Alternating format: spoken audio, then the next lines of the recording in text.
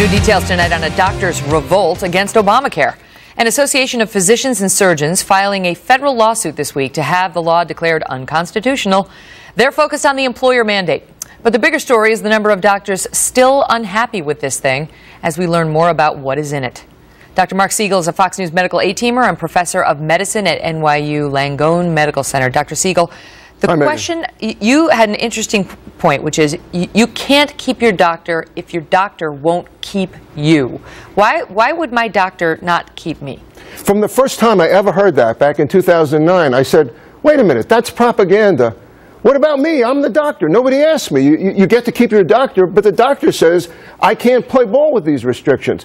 I'm not being paid enough. My fees are being cut.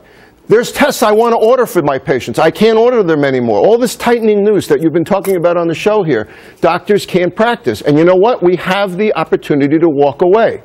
How do you see it in your day-to-day practice? What happens? Did you get a big letter from the federal government saying we just passed this huge law on changing the healthcare system? Here are your new obligations.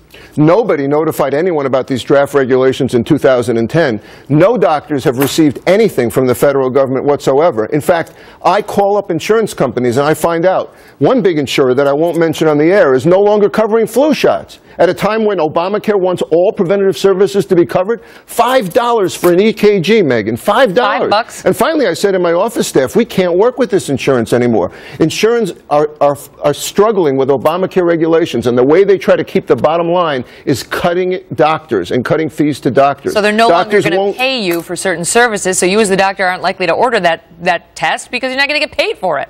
Doctors are very, very angry. Kathleen Sebelius says she doesn't work for her critics. I have a message for you, Kathleen Sebelius. 700,000 plus doctors don't work for you.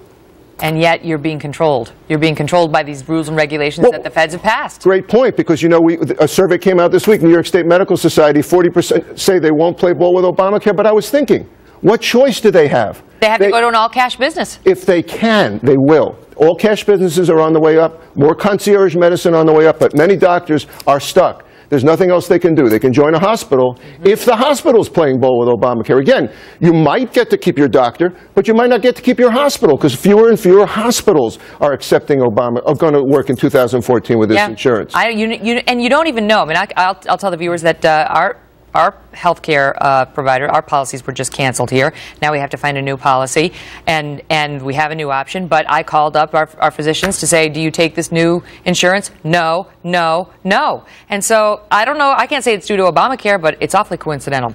Dr. Siegel, thank you. Good to see you, Megan.